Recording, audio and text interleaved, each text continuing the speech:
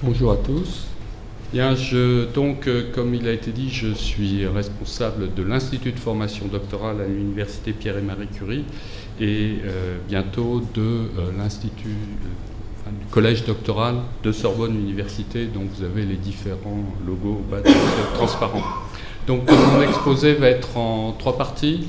Je vais commencer par vous présenter, ça sera relativement long parce que c'est relativement compliqué, le Collège doctoral de Sorbonne Université. Y compris nos pratiques d'encadrement de thèse et nos pratiques de suivi doctoral et de formation, puisque ça a été largement débattu hier, donc c'est une partie que j'ai rajoutée entre-temps.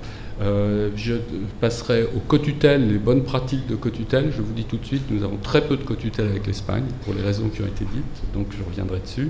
Et puis je ferai un petit peu, pour terminer justement, le point sur les co-tutelles qui existent entre nos différents établissements et les universités espagnoles.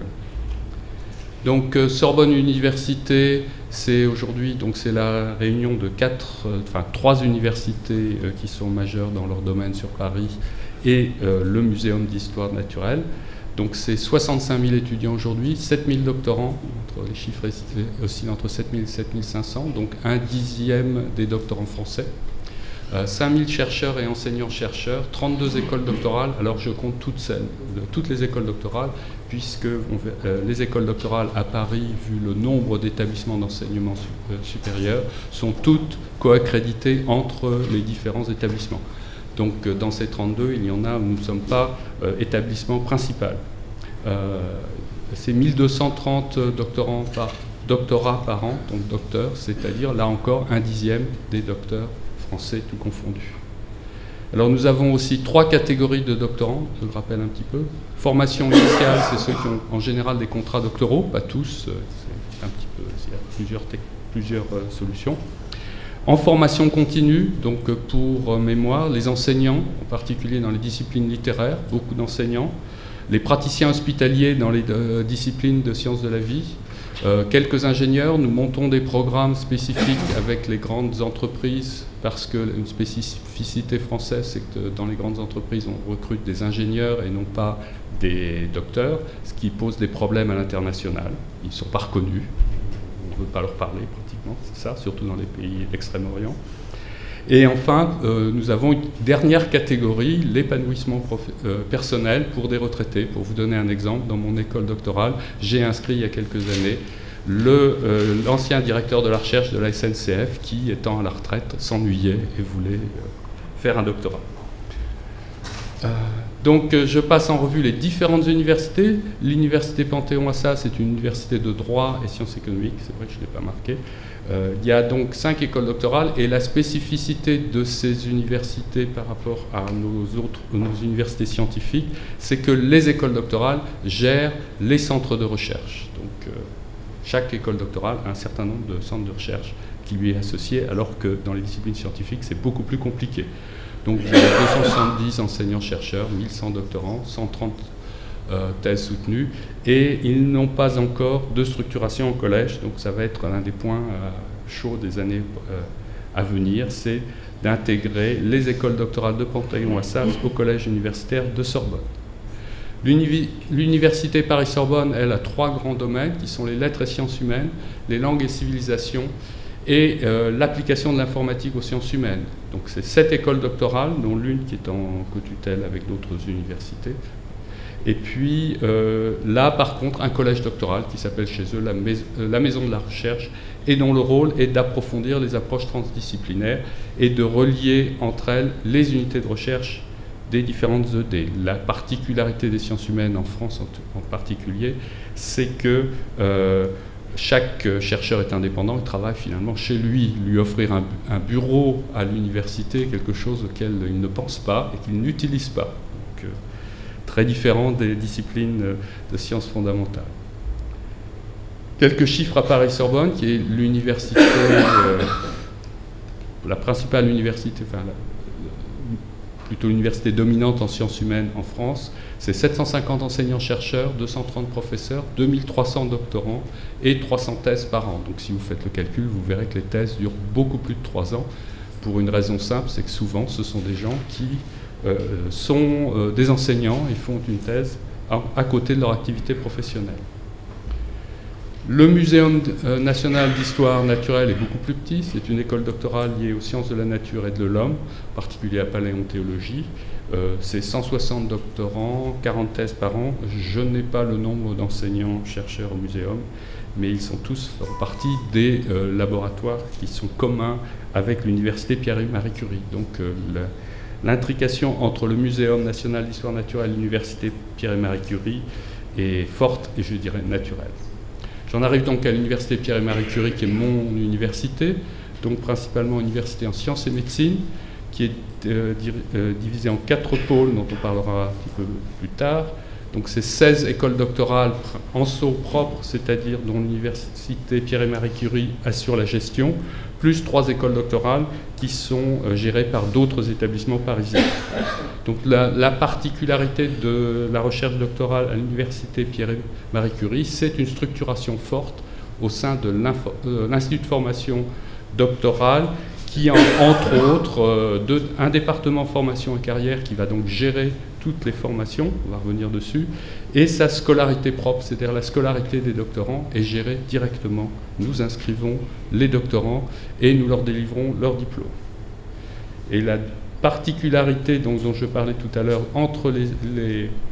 dans les universités scientifiques, en particulier sur Paris, c'est une décorrélation totale entre les unités de recherche et les ED. Vous avez des unités de recherche qui émargent à plusieurs écoles doctorales, ce qui complique énormément la tâche. Donc le lien va être effectué par la direction de la recherche, c'est-à-dire le conseil scientifique de l'université Pierre-Marie Curie. Alors j'ai repris quelques transparents en anglais, donc je ne les ai pas traduits, mais je pense que ça ne pose pas trop de problèmes. Donc Pierre-Marie Curie, c'est 31 000 étudiants, 10 000 en médecine et 6 300 internationaux qui viennent de 120 pays. C'est environ 11 000 personnels, dont 6 000 enseignants, enseignants-chercheurs, etc. 18 sites, un demi-million d'euros de budget, 6 700 publications par an. Nous avons plus de 600 accords de coopération, mais nous verrons que beaucoup moins de co-tutelles. Et 120, entre 100 et 120, ça oscille, unités de recherche qui sont donc sur 4 pôles, donc modélisation et ingénierie, l'énergie, matière et univers, terre vivante et environnement, et enfin sciences de la vie. Au niveau doctorat, c'est donc 3400 doctorants qui sont enregistrés dans notre université, mais nos écoles doctorales, par le jeu des co-accréditations, en fait, gèrent 4400 doctorants. Donc, vous voyez, les chiffres sont un petit peu plus compliqués. Un tiers de nos doctorants sont étrangers. Dans certaines écoles doctorales, nous arrivons même à 60%, donc grosse variation. Donc 19 écoles doctorales, 16 comme je le disais, où nous sommes le principal tutelle, et 3 où nous sommes tutelle secondaire. Donc ces écoles doctorales se répartissent évidemment sur les 4 pôles, et nous avons environ un peu plus de 700 docteurs que nous formons tous les ans, ce qui est 12% des thèses scientifiques en France. Et le nombre de co-tutelles tourne autour de 200. Alors ce n'est pas 200 par an, c'est 200 au total. Et sur l'Espagne, je vous dis tout de suite, nous en avons 3, dont 2 qui viennent d'être terminés. Donc très peu de co-tutelles finalement par rapport au nombre de doctorants. Alors la structuration de notre département formation et carrière, elle est orientée autour de 7 grands domaines. Donc, je ne vais pas tellement rentrer dedans, je vais vous en donner quelques-uns. L'approfondissement scientifique, on va le voir tout à l'heure, est délégué en fait aux écoles doctorales, parce que ça c'est une formation à l'intérieur du domaine de recherche propre des doctorants. Et puis nous avons donc les langues dont on a parlé, l'ouverture scientifique, c'est-à-dire comprendre la société et surtout l'industrie, beaucoup de choses sur l'innovation et valorisation. On a parlé des doctoriales hier, donc les doctoriales chez nous tournent autour de innovation et valorisation. Projet de carrière, gestion de carrière, nous voudrions, notre rêve c'est d'arriver à avoir une gestion, une gestion individualisée des projets de carrière de nos doctorants, nous en avons beaucoup, donc c'est compliqué à mettre en œuvre. L'encadrement du projet doctoral, alors là c'est une formation dont on a aussi parlé hier, c'est la formation spécifique pour les directeurs de thèse qui s'adresse à des jeunes professeurs, enfin plus exactement des jeunes collègues qui viennent de passer leur habilitation à diriger les recherches pour leur apprendre un petit peu l'environnement de la recherche aujourd'hui. Finalement, ils ont un cours rapide sur toutes les disciplines qui ont été montrées au-dessus. Puis connaissance des organisations, c'est aussi la connaissance des organisations scientifiques. Et le but de toute cette formation professionnelle, c'est de développer les compétences nécessaires au projet de recherche et au projet professionnel. Nous voudrions arriver à justement pouvoir faire un bilan personnalisé des compétences en fin de thèse pour chacun de nos docteurs. Alors, pour cela, nous avons le plan de formation individuelle qui est normalement mis en place pour chacun des doctorants, avec plus ou moins de bonheur et plus ou moins de réalité suivant les écoles doctorales, et qui permet de vérifier un équilibre entre compétences scientifiques et compétences transversales. Donc, comme le nom l'indique, il est individuel, c'est-à-dire que nous voulons éviter d'avoir à spécifier, même si la plupart des écoles doctorales le font, à spécifier un temps de formation minimum. Donc la notion de durée et de temps de formation sont justement au centre de ce plan de formation individuel. C'est-à-dire que chez nous, contrairement à ce que vient de présenter notre collègue espagnol, la formation n'est pas en début de thèse, mais elle est répartie tout au long de la thèse, en accord avec le directeur de thèse et suivant les besoins du doctorant. Donc l'aspect est évolutif, et tout le monde y participe, le doctorant, l'encadrant, le directeur de l'école doctorale, y compris l'institut de formation doctorale, par l'intermédiaire de son département de formation doctorale. Et donc nous avons, vous pouvez le regarder en ligne, nous avons un catalogue de formation qui suit les 7 domaines que je viens de présenter. Alors le suivi, j'ai rajouté ce transparent là ce matin parce qu'on a parlé du suivi des doctorants. Donc le suivi varie énormément entre les écoles doctorales. Donc je vous ai donné ici un catalogue des différentes solutions que l'on trouve dans nos écoles doctorales. Il y a toujours, parce que c'est demandé dans la charte des thèses, un entretien personnel à l'inscription. Et après, vous avez soit des rapports écrits, soit des soutenances à mi-parcours, soit des comités de thèse où vous avez des réunions annuelles, 2 fois par thèse, 3 fois, avec en général un procès-verbal dans tous les cas, un procès-verbal qui est envoyé à l'école doctorale et évalué et regardé, de façon à évaluer si la thèse se passe bien et éventuellement l'arrêter avant que... ou la réorienter avant qu'il ne soit trop tard et que des dommages soient faits. La politique de formation, là je vous donne des pratiques, je vous ai dit qu'on ne veut pas avoir d'heures, donc en tous les cas nous ne parlons pas de CTS, parce que c'est très mal vu dans la politique de notre université, mais on remarque que le minimum de formation oscille entre 60 et 120 heures dans les différentes écoles doctorales, même si ce n'est pas un prérequis. On ne demande pas d'avoir forcément suivi une formation. La moitié en général est en formation thématique, donc qui est déléguée aux écoles doctorales, qui peuvent être donc soit des cours. En général, nous réutilisons les cours de master, donc là nous retrouvons un petit peu le schéma qui existe en Espagne, à ceci près que cette formation est suivie n'importe quel moment de la thèse, de préférence dans les 2 premières années, mais elle est suivie à n'importe quel moment de la thèse. Dans certaines écoles doctorales, il y a des journées thématiques, et puis il y a aussi toute la variété des écoles thématiques et d'écoles d'été auxquelles nous encourageons nos doctorants à participer. Et puis les formations professionnalisantes, qui sont donc en général, donc c'est les fameuses compétences transverses ou transversales, qui sont déléguées au département de formation en carrière, mais pas toujours. Certaines écoles doctorales ont leur propre catalogue, surtout celles qui participent d'autres établissements. Et le minimum en général de ces formations professionnalisantes tourne autour de 30 heures sur la durée de la thèse. Ce n'est pas par an, c'est sur la durée totale de la thèse. Alors j'en arrive à ma deuxième partie sur les bonnes pratiques d'éco-tutelle. Donc comme cela a été expliqué hier, il est absolument essentiel de signer une convention. En France, nous avons l'arrêté du 6 janvier 2006, donc qui a été cité hier, qui nous donne le canevas que j'ai repris en dessous, Et donc ces conventions peuvent être soit des accords cadres, il en existe par exemple en France avec le Québec, ça simplifie en général les choses, soit des conventions spécifiques. Dans tous les cas, même s'il y a un accord cadre, il faut une convention spécifique qui va expliciter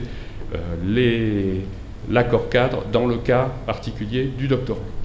Donc, j'ai mis 3 parties, puisque la dernière partie, j'en ai mis 4 évidemment, c'est comme les 3 mousquetaires qui étaient 4, c'est qu'en fait la dernière partie c'est une annexe. Donc il y a 3 parties et une annexe. La première partie c'est les modalités générales, donc le nom du doctorant, le titre de la thèse, ça semble absolument évident, mais autant le marquer. La deuxième partie est administrative, c'est le début de la thèse, le calendrier des séjours, donc ça c'est très important. Nous insistons à Pierre et Marie Curie et nous refusons de valider au niveau des affaires internationales, nous refusons de considérer comme une co-tutelle un calendrier de séjour où il y a moins d'1 an dans l'une des universités partenaires. Quand il y en a 2, quand il y en a 3, c'est un petit peu plus compliqué, mais en général, on demande au moins 1 an de séjour. Donc, l'idéal serait moitié-moitié. Problème des inscriptions, où doit-on payer les droits? On verra que ça pose. Nous avons des problèmes avec les universités espagnoles sur ce domaine. En général, on paye les droits dans l'université principale et non pas dans l'université secondaire, mais on peut accepter que l'année où les doctorants sont à l'étranger, ils payent les droits dans l'autre université. Donc tout ça, c'est précisé au début. Les problèmes d'assurance, on verra que l'assurance est très importante, c'est les assurances sociales, mais pas seulement. Et enfin, donc la troisième partie, c'est les aspects pédagogiques qui seront les encadrants dans les différents établissements, la langue dans laquelle sera rédigée la thèse, avec en France, si la langue n'est pas le français, un résumé long, ça, en général c'est prévu déjà, souvent l'anglais, mais ça peut être l'espagnol avec l'Espagne. Le lieu de soutenance, est-ce que ça sera en Espagne ou en France? En général, on prend la langue du lieu de soutenance. Les rapporteurs, comment seront... c'est toutes les modalités de soutenance de la thèse, donc qui désignera les rapporteurs, c'est absolument indispensable en France, donc autant se mettre d'accord au début, et le jury, l'idée étant d'avoir un jury à part moitié-moitié, mais les règles entre les différents pays sont souvent incompatibles, et l'avantage de cet arrêté en France, c'est qu'il nous autorise à des dérogations, donc nous sommes libres d'accepter des règles spécifiques quand nous ne pouvons pas suivre les règles françaises parce que la législation étrangère ne le permet pas. Et enfin, l'annexe qui est très importante, ce sont tous les droits de publication, d'exploitation et de protection des résultats. Et je vais vous montrer que c'était quelque chose sur lequel nous insistons beaucoup parce que dans les disciplines scientifiques, nous avons des gros problèmes. Donc ce sont les points importants, donc j'en ai parlé, j'en ai cité quelques-uns. La parité des séjours, donc au moins 1 an dans chaque établissement. Bien réfléchir à la soutenance, et c'est souvent le texte de base de notre université dit il faut satisfaire aux législations des 2 pays. C'est très bien, mais en général ça pose un problème, donc moi j'insiste beaucoup sur le fait que ça soit décidé dès le début. Donc c'est d'utiliser cette possibilité de dérogation, et plus précisément, par exemple, je donne ce que j'essaye de proposer à chaque fois, chaque pays nomme l'un des rapporteurs, et puis chaque pays nomme la moitié du jury, tout en essayant ce qui permet de respecter l'esprit de la réglementation française qui veut 2 rapporteurs et la moitié du jury étant en général extérieure à l'établissement. Donc là on fait une petite entorse parce qu'on n'a pas forcément les 2 établissements, mais au moins extérieur à l'établissement français.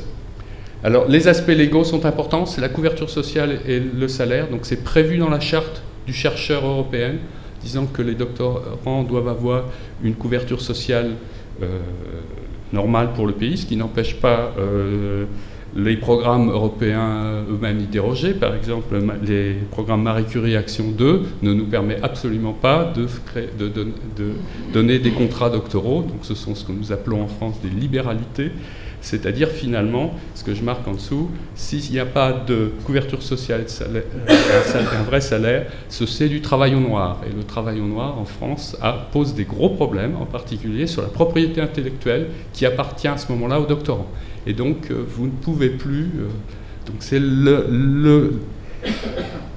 l'aspect légal que nous utilisons pour essayer de convaincre nos collègues de ne pas accepter des doctorants, par exemple ceux qui sont généreusement financés par le ministère des Affaires étrangères en France, qui, lui, refuse de payer un vrai contrat doctoral, et donc ils tombent dans ce problème. Alors ça pose moins de problèmes, je pense, dans les disciplines littéraires, où de toute façon, les droits d'auteur sont la propriété exclusive de l'auteur, donc du doctorant. Mais dans les disciplines scientifiques, quand il y a vraiment des enjeux industriels derrière ou des enjeux de brevets, ça pose de gros problèmes pour nos laboratoires.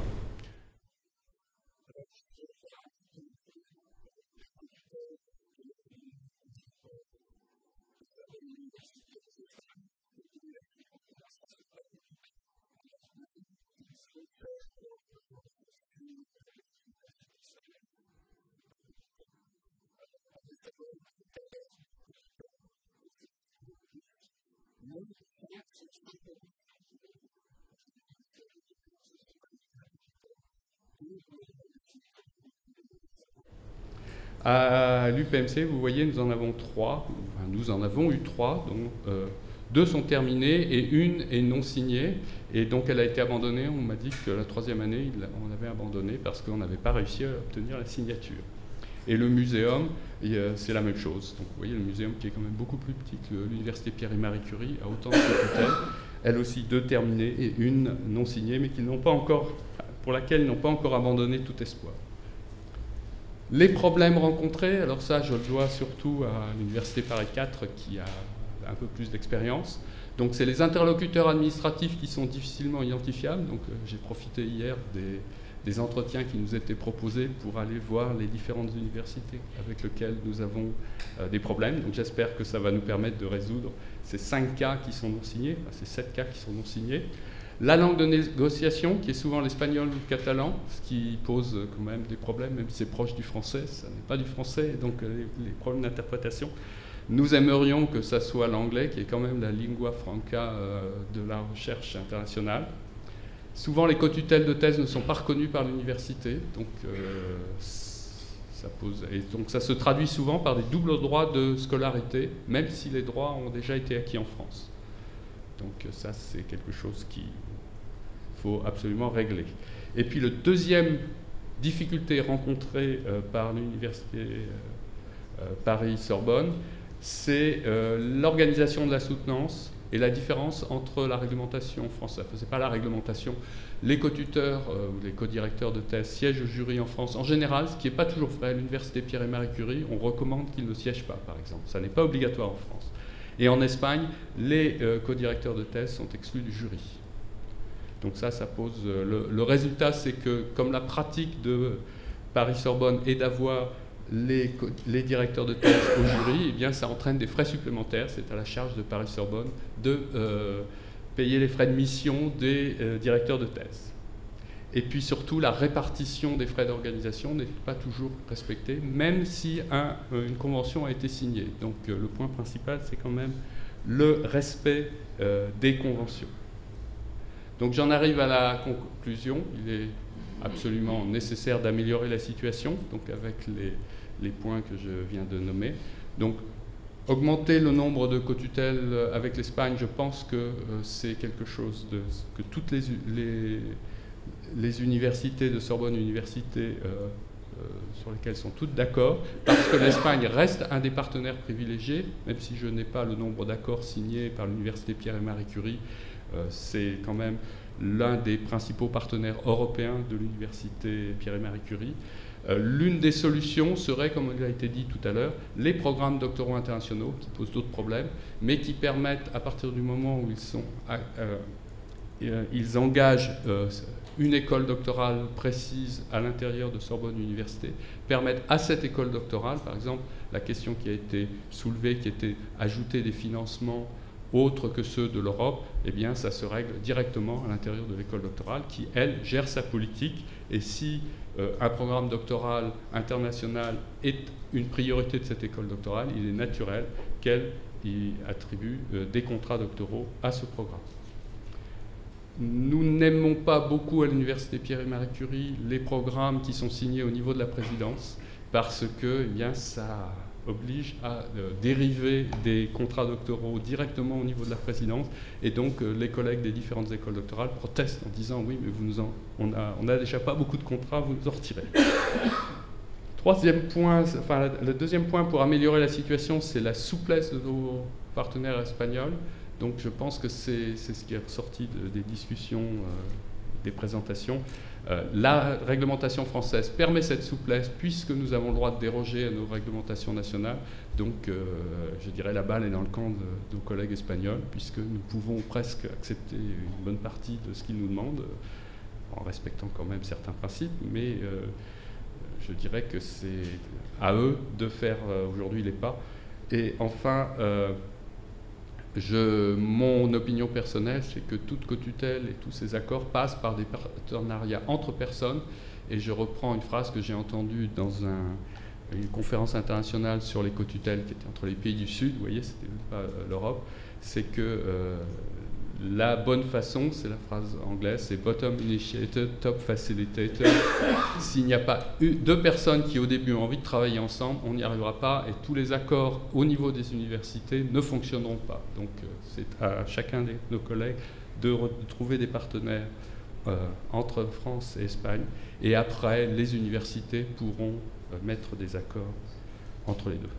Je termine par la photo de la dernière cérémonie, enfin non pas la dernière, elle avait lieu samedi, donc j'ai pas encore les photos, mais l'avant-dernière cérémonie de remise des diplômes à nos docteurs cette fois-là de Sorbonne Université, des 3 universités. Le muséum n'y a pas participé l'an dernier.